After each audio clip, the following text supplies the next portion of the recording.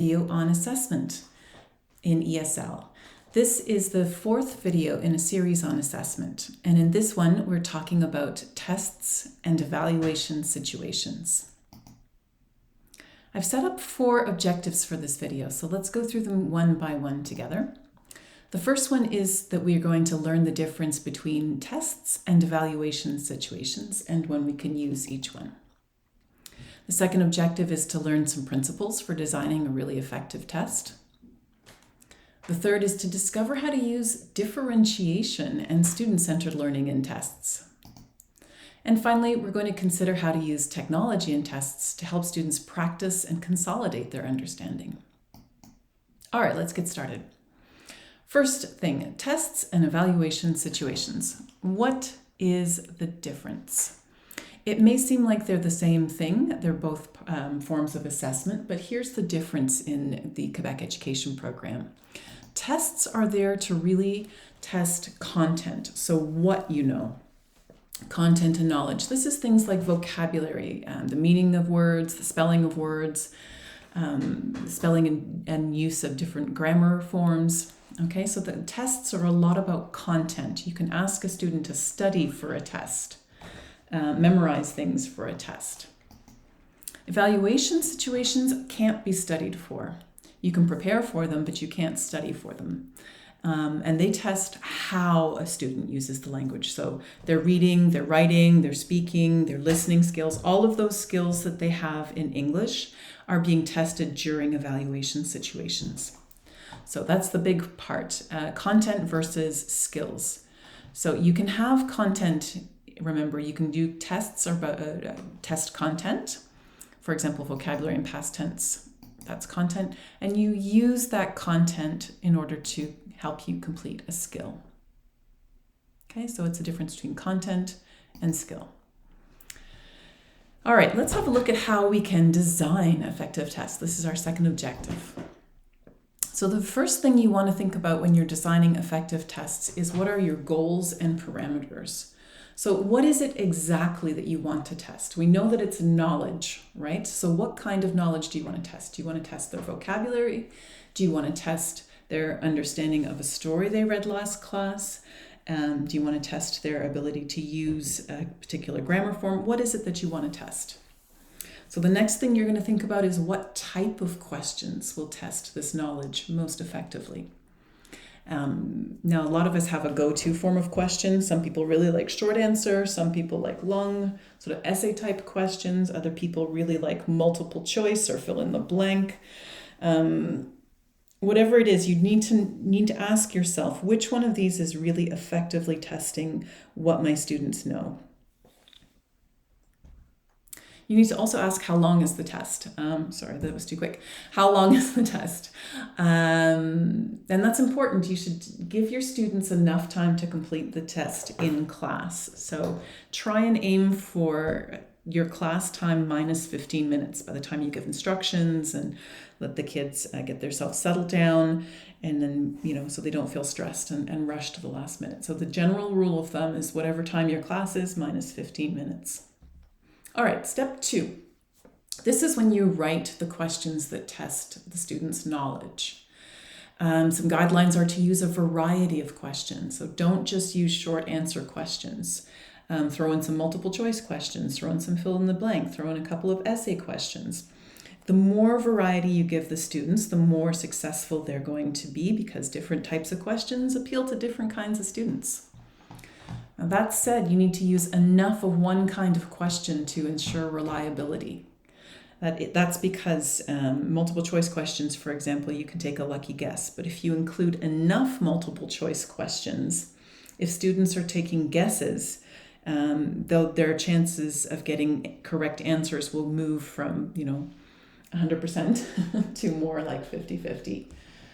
Or if you have several multiple choice questions with about 5 possible answers, then they can move from about, to about 20% chance if you have enough questions. The rule of thumb is if you're going to use questions that kids can guess at, try and do at least 10, and the more you do, the better. So a variety using enough. So at least 10 multiple choice questions, at least 10 true or false. Also avoid different traps. When you're writing out fill in the blank questions, for example, sometimes it's the grammar itself gives away whether or not you're looking for a verb or an adjective. Same thing with multiple choice. If you're giving students different answers to choose from, they can sometimes guess from the context what the answer is without actually knowing. And again, I'm going to refer you back to the practical guide for assessing English language learners, chapter 2. That's the really great chapter that will tell you how to write really fantastic questions and avoid some of these traps. Okay, once you have written out questions, make sure that each one of those questions is numbered, that you've assigned points to each one so that the students know where they need to spend their time. If a question is worth 1 point or 10 points, how much time they should be spending on each. Another great trick is to leave enough space to show students visually how much they need to write in response to a question. So format your test, assign points, and this is a key, is write your answer key. Write out your answers in advance. Or better yet, get a friend to exchange tests with you and write out answers with them, because you can see then if your questions actually make sense. Sometimes we write questions and they make sense in our brain, but they don't always make sense when you give the test.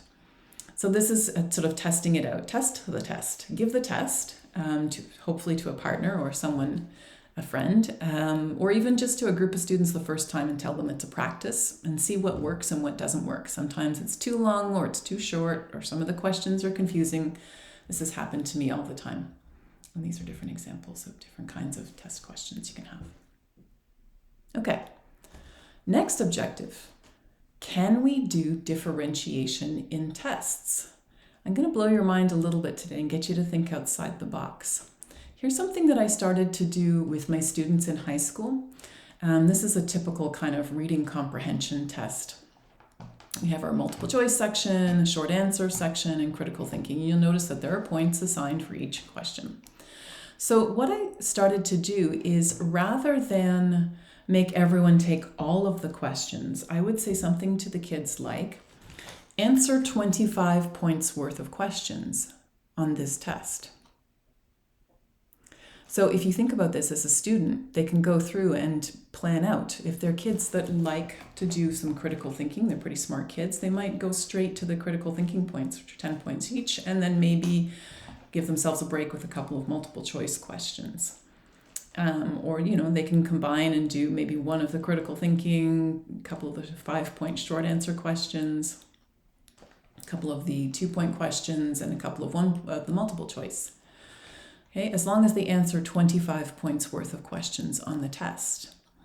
One of my students asked me once when I was explaining this, they said, well, what if we do more than 25 points? Well, that's great, because then, if they get something wrong, they have a kind of safety net for them. You want to encourage them to do as many questions as they can. And it really helps alleviate some of their anxiety. And the students that like to answer multiple choice questions will head for those, and the ones that like long answer questions will head for those. So you're building in kind of differentiation and learning style. So there you go. Finally, I wanted to talk about using tests for formative assessment. And I've started to do this a lot more, and I think maybe you will too after the pandemic, and we're all online. I use formative tests with the students to help them practice certain things. So my son, for example, has vocabulary tests every week in his English class, and we build Quizlets where he puts in the words and the definitions, and then the software itself creates games and flashcards and all kinds of things that he can use just to test himself. And we know that in terms of cognition, that if you practice frequently with feedback, small amounts frequently, then you're going to remember things much better. And software is a great way of doing this. So get kids to, they have instant feedback with software online. And it can also be like a gamified format. So a lot of these software programs will turn the testing into games. Like I think there was like a matching game with a timer on it, or Space Invaders, where you have to hit the right definition that it matches the word. which is a lot of fun. There was even a scoreboard that I saw in one of them, so you can compete against strangers, how quickly you can answer the flashcard questions. And what's kind of fun too is there's a lot of them already created online, but you can challenge students to create their own. So if they're trying to study some vocabulary words, challenge them to create their own tests online and share them with a friend. And check and encourage and make sure there's not too many mistakes. All right, so in this video, we had looked at learning the difference between tests and evaluation situations, learning the principles for designing an effective tests, looking at how to use differentiation, and considering how to use technology to help students practice and consolidate their understanding. Thanks for watching this video. The next video is part 5, evaluation situations, what those are and how to use them.